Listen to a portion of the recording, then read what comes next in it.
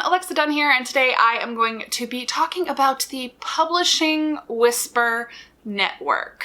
Long overdue, definitely something I've alluded to in many videos. Anytime I talk about secrets that aren't secrets, that's not quite the Whisper Network, but it's definitely adjacent to the Whisper Network. And I would like to thank Lindsay Puckett for suggesting this topic to me. And I must also say up front, I started developing this outline before there were a lot of little shifts that happened in the publishing industry in the last month or so. So this is a topic that is going through its own kind of little shift right now, but it's still a really critical one, and I do not expect the Publishing Whisper Network to go away. But I do think we've seen some small shifts that might lead to some positive change, hopefully. So starting up top, what is a Whisper Network and what is the Publishing Whisper Network? It is essentially authors and industry professionals who speak to each other or in small groups, in person or online, about kind of critical information about various aspects of the publishing industry that they cannot say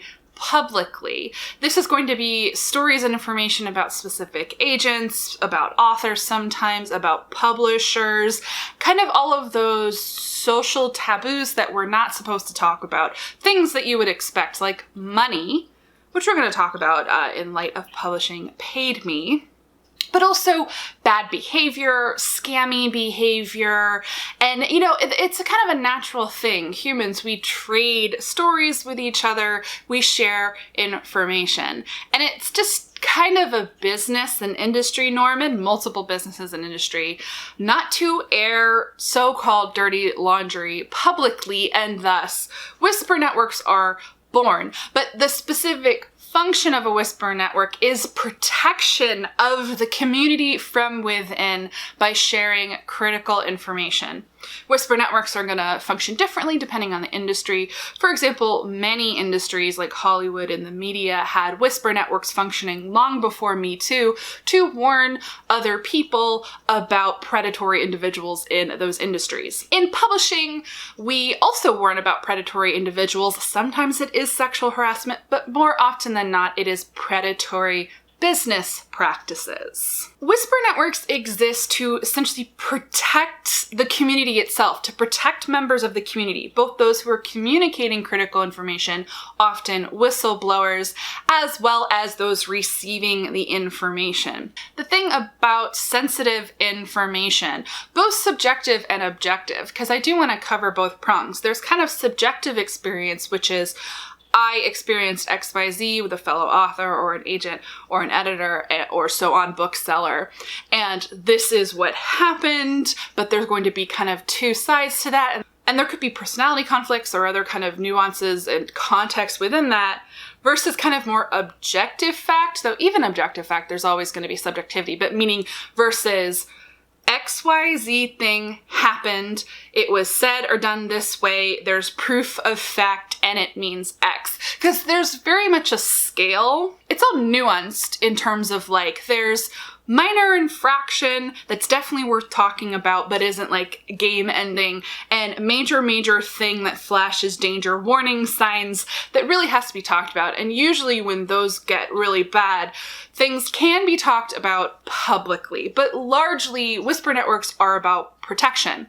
Because you get into really tricky legal territory anytime you are publicly talking about certain kinds of behavior. Even scammy behavior, some scammy behavior is more straightforward and essentially provable than other types of scammy behavior. And even when scammy behavior is straightforward and provable, you can still get into tricky waters by being essentially a whistleblower. There are definitely power imbalances. Say, for example, you're trying to expose a really scammy agent. Has happened. Agents, more often than the average kind of author who's trying to reveal the scammy things that they have done, are going to have power, money, often just because they're already not great people. Lots of sociopaths too. They're going to be ruthless. They can threaten lawsuit. They can actually sue. There can be fear of all sorts of retaliation. Some valid, some not. there's definitely, I think it's unfair to authors, to the vulnerable people in the equation, especially marginalized folks in the industry. It's definitely unfair, this idea of being put on a blacklist. That is exaggerated, especially if you are dealing legitimately with kind of a scammy nobody. A scammy nobody agent or publisher cannot put you on a larger blacklist because legitimate people don't care. But there's plenty of situations, honestly, where you see someone who's a very legitimate publisher or agent doing kind of untoward behavior, and there is actually a legitimate potential risk to that person for speaking up, a chilling effect essentially that can legitimately impact their life and their career. So it's about kind of safety in whether you can actually say something, and legality is a huge part of that. I am not going to go into kind of the definitions of defamation, slander, and libel, but I do encourage everyone to kind of look those up. I am fortunate that I took a class on media law and ethics, since I do have a degree in journalism, so I'm pretty familiar with them, and they definitely kind of come up when these situations happen. But honestly, while truth is your defense in, say, a defamation suit, there's all sorts of things involved, like malicious intent and impact, and while the truth is your defense, most of us can't afford to spend hundreds of thousands of dollars to defend ourselves in a lawsuit if someone is serious about being litigious. So that is my way of kind of explaining why so much of it is secret. The Whisper Network itself takes those protective networks to protect itself and everyone in it.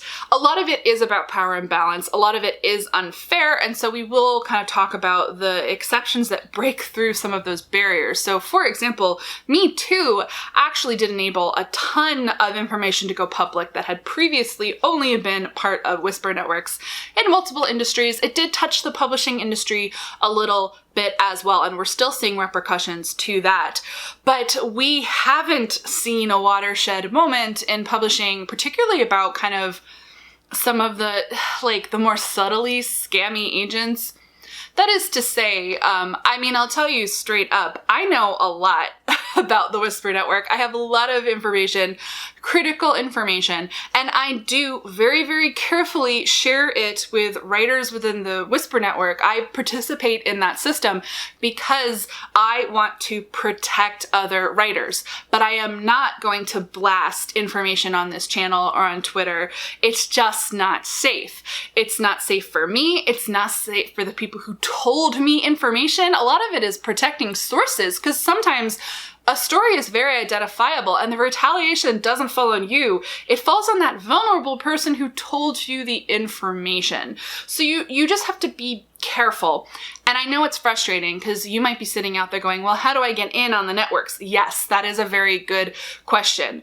The inelegant solution to all this, honestly, is you just gotta get into the Whisper Networks. If you are joining the publishing industry, traditional publishing, you have to find the right communities and people to talk to. And I know that's a frustrating answer, but it is currently the best and only solution. I'll talk a little bit more about that later. There are additional nuances to Whisper Networks and kind of sharing information that I do want to cover, kind of as a practical best practices warning. I've definitely seen people kind of enter the community and get into Whisper Networks and kind of abuse the information given to them. I have seen the Whisper Network spiral more into a gossip network, and there is a difference between gossip and pointed critical information shared thoughtfully within the network, I feel. So the first consideration and thing that definitely comes up is not only can it blow back legally on you, but you can seriously impact someone else's kind of life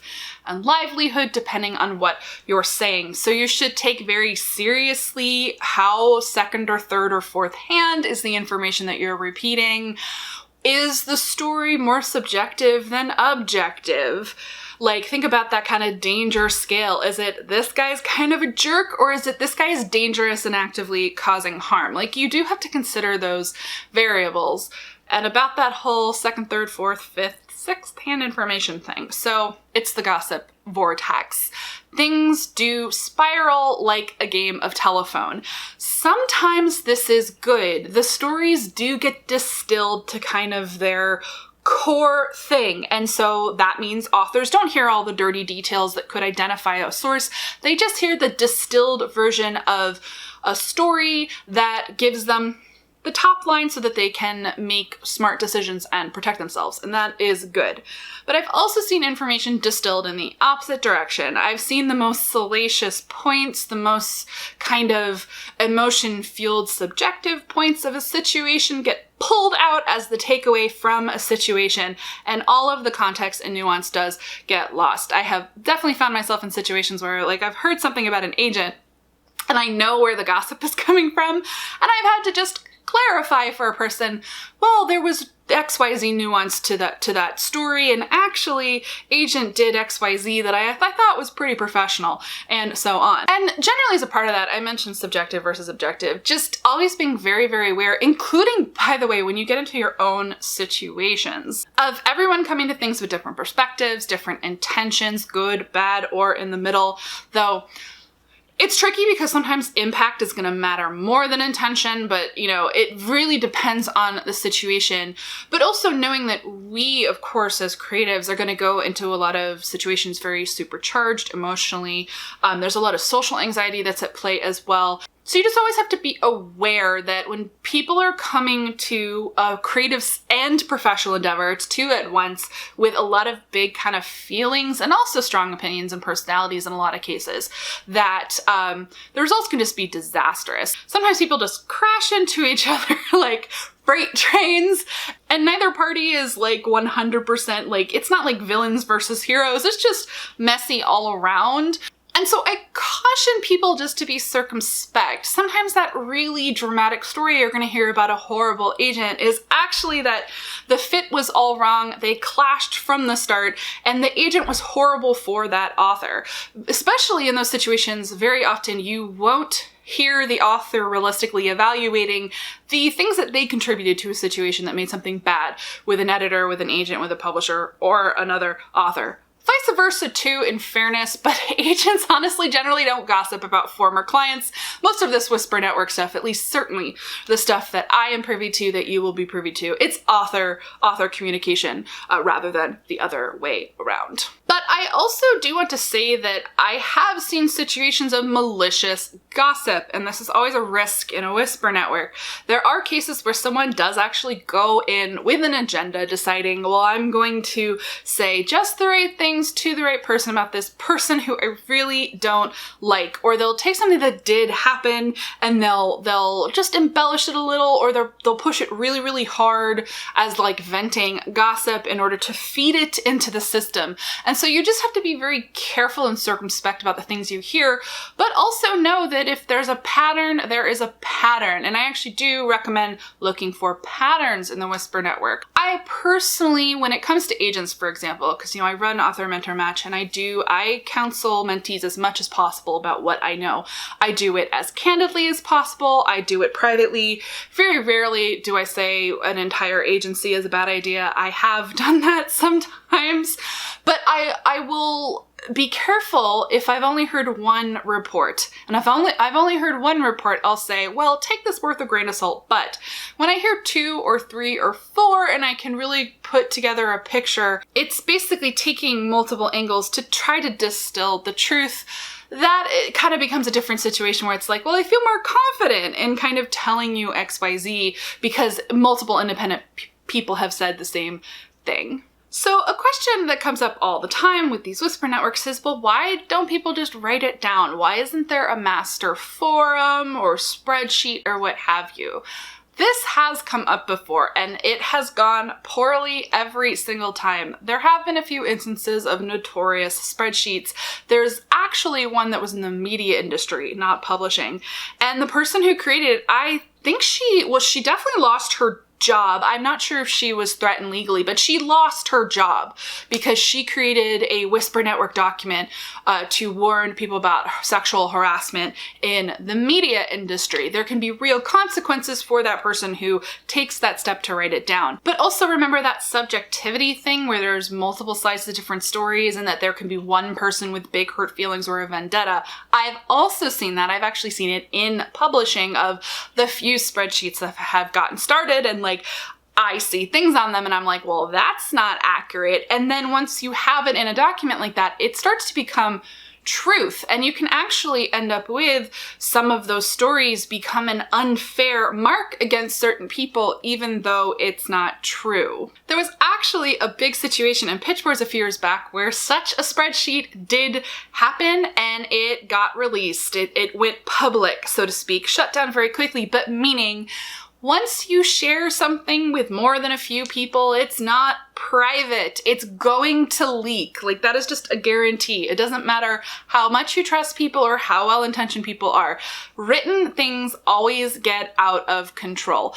But also back to that whole legal pushback thing. So that's secret spreadsheets. There are also cases like the Absolute Right forums where people have been putting kind of warnings about schmagents and, shady publishers for ages. And what happens? Those individuals who were fiercely trying to protect themselves because they are scammers, they threaten lawsuits, they get the websites to remove them, and the websites themselves can fear lawsuits. There is an agent, there is proof of him being a shady agent, and Query Tracker had to remove all of it because he threatened to sue them. Luckily, some good individuals on Twitter continue to perpetuate those receipts and warn writers, but that's just one example. Sometimes the very places that you would think would be sensible places to put concrete information cannot hold that information, often because of the lawsuit factor. The Whisper Network exists because it has to exist. I also just want to briefly talk about what I call degrees of bad. This also comes up as well. I kind of hinted at it. Meaning there's scam bad. And I feel that scam bad in some ways is the safest to talk about because scam bad is easiest to prove. Meaning I'm not going to tweet publicly about it, but I don't have a problem in, say, a public Slack saying scam bad, or in Reddit, scam bad. But then you get into mediocre bad territory. This is most of the territory. Relentless scammers are actually more rare than you think. Mediocre bad is actually a far more dangerous category. Schmagents, essentially. Mediocre bad is so subjective in the sense that it's a matter of you having to prove industry norms and prove bad behavior. And even if you prove it, they can still say, well, blah, blah, blah, blah. And you can get into lawsuit territory. And that kind of fear in the mediocre bad category, or even like bad category, which we'll talk about in a second, I call it a chilling effect because it is. And that's where the Whisper Network, I think, is the most necessary. And it does suck because there are certain agencies that everyone within the industry knows are bad. I know they're bad, but I can't tell you they're bad because I could get sued, but I really want you to know that they're bad, which is why I make videos about red flags, and I kind of stare intently into the camera and I tell you these signs, wink, wink. If you look for them, I hope you will see them. And it's just really hard because I can tell you what to look for, but still many people can't see it. It's hard to see it without it being pointed out directly to you from a person that you trust. So you just kind of have to join the Whisper Network to get that information. There's also that axis of the mediocre range of just like, if you're the person who kind of blows the lid off of something, especially when it really is that they're mediocre, that they're not ill-intentioned, they're just bad at what they do, that you're just being kind of mean. And actually, if you are being mean and if you have malicious intent, that can actually really work against you if you are sued for defamation. But that's a whole other thing. And then there's what I call unscrupulous or mean bad. These are so subjective. These are people who basically are just kind of ruthless, cutthroat, mean, and you hear about them doing awful things like, oh, your book didn't sell well, so I'm firing you as the client. The thing is, that's not something worth tweeting about. It just never ends well. But that is something where, you get that into the Whisper Network. You warn your friends. You tell your friends, never query this person. That just, it's bad, but it has to remain in the network. And then creepy/dangerous bad. This is, we're in a whole new frontier because now finally some of those individuals can actually be called out, which is interesting. interesting. There have been situations where authors and industry professionals have been called out for sexual harassment. There are a few instances where really toxic behavior in other avenues has come out, but we still have a very long way to go. Which brings me to the most recent kind of developments. I want to talk about Publishing Paid Me, as well as two literary agents/agencies kind of experiencing a downfall where they were technically taken down because they made racist statements. But once that kind of floodgate opened, all of a sudden everyone felt like they were allowed to talk about their bad professional behavior. I'll talk about that first. I'll say that watching the whole thing happen was cathartic, but it was also frustrating. There's this weird alchemy of what it takes for the top to blow off of a scammy entity, an entity who has been talked about in the Whisper Network for years, or sometimes hasn't been talked about in the Whisper Network in concrete terms, or there were rumblings, because actually in one of the cases, it became clear that the client who finally did speak out had been afraid to say anything. And imagine if we'd had that information in the Whisper Network. So that's the thing, some information doesn't even make it into the Whisper Network. So that kind of alchemy of when things do finally come out, I mentioned.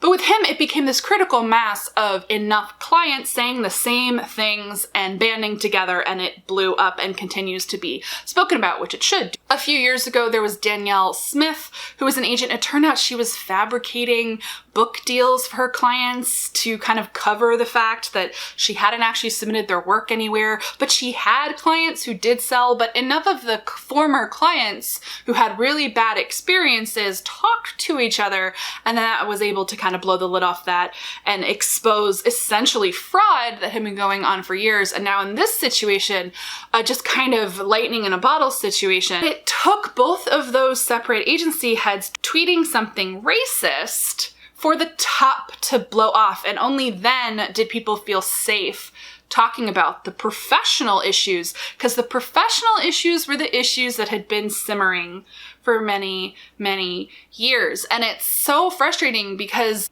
the Whisper Network is an amazing tool, but it does in some ways perpetuate harmful individuals in the industry. All you can do is help someone in the moment, but I do honestly wish we had a situation where we could speak more openly about this stuff. But at the same time, everything I've already talked about, subjective opinion, malicious intent, lawsuits, like there are reasons.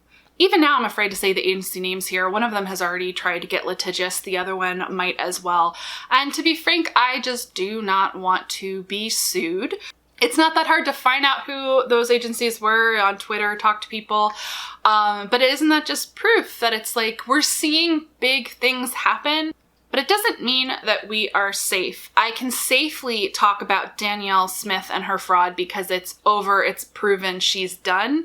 But some of these other things are just still really fresh. And I'll tell you, they may have had some blow up moments, but I guarantee you neither of them are done with the industry. But there are plenty more scammy, mediocre agencies and agents out there that aren't being publicly talked about. There's still so many things that you need to protect yourself from. I said it, but I'll say it again. I really encourage you, watch any of my videos about agent red flags and when you should fire your agent. I am telling you everything that I want you to know. I'm just not naming names because I can't, but I promise you, I'm telegraphing the information at you that if you just look and talk to some of the right people, you can protect yourself. But the developments of the last month and a half are really interesting and they could have long-term implications. The other thing that happened, big thing that happened, was Publishing Paid Me. Now, advances are kind of a part of the Whisper Network. Like, it's not like a salacious, ooh, protect yourself advances, except when it is. Authors, we do share information with each other about what people are being paid, and there are patterns to be observed. And so what was so groundbreaking about Publishing Paid Me is that finally we have enough of a data set to try to look at those patterns. That said, I do think the patterns are very complex. I think you need a lot of data, and a lot of that data isn't objective, it's subjective. Sometimes it's just literally a matter of your agent caliber that gets you a better deal. It's timing, it's genre. Sci-fi advances are just lower than other advances. But regardless, the fact that we've kind of broken through a line in terms of talking a bit more openly about who gets paid the most money and why, it could be very, very interesting going forward. I don't know what impacts it's going to have. I will tell you though, it wasn't necessarily a watershed moment. I mean, it was definitely a moment because so many people did not share, won't share. There are so many advances that would curl your toes if I told you what they were. So, I mean, the Whisper Network rolls on. So now you know about it and some of the kind of nuances of navigating it. So what can you do? Honestly, if you want to be traditionally published, if being a part of this community is important to you, if it's part of your career goals and you want to arm yourself with as much information as you can to protect yourself, you have to get into the publishing community and get your foot into the Whisper Network. So it's just making friends, joining the community, Twitter, there are Facebook groups, Reddit communities, there are some Slacks floating around. Any of the kind of writer contest or like mentorship programs, they have very supportive communities that are good to join, whether you're selected or not. Those are good kind of central locations for communities, hashtags and groups and whatnot. It's finding those like-minded writers, CPs and so on.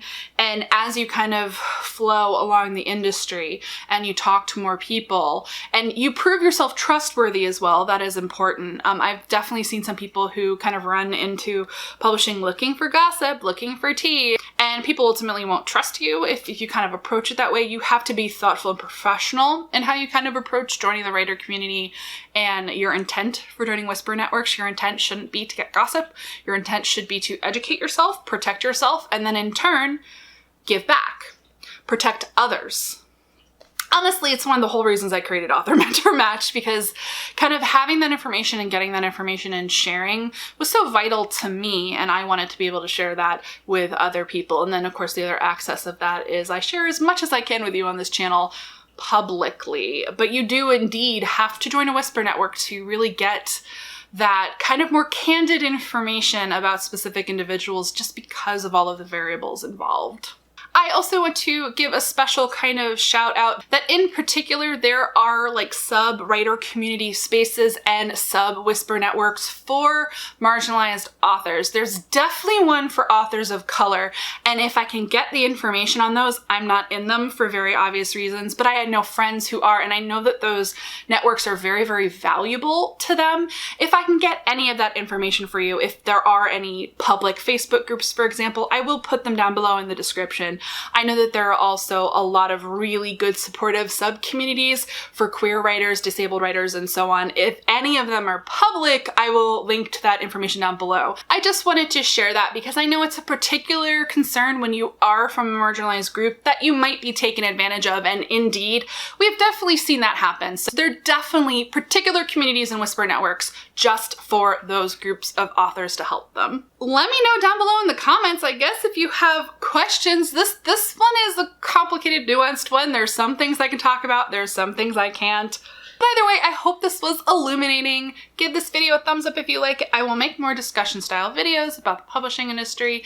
If you're not already subscribed to the channel, go ahead and do that. I post new videos 2 to 3 times a week. And as always, guys, thank you so much for watching and happy writing.